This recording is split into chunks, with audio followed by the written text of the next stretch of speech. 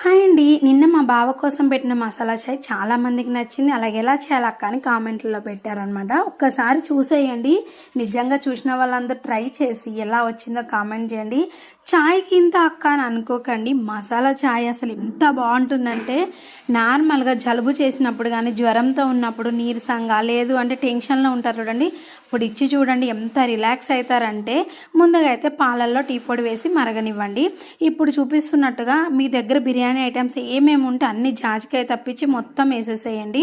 ఒక పెద్ద సైజు అల్లం ముక్కను కూడా వేసేసి కచ్చాపిచ్చాగా దంచేసుకోండి. దీంట్లో మిరియాలు ఒక్కటి మిస్ అయ్యి, మిరియాలు ఉంటే ఇద్దరికి కాబట్టి ఒక 5 మిరియాలు వేసుకోండి. వేసి ఈ మరుగుతున్న ఒక్క పొంగు వచ్చిన ఛాయ్లో వేసేసి చిన్న మంట మీద మూత పెట్టి మళ్ళీ 5 మినిట్స్ మరగనివ్వండి.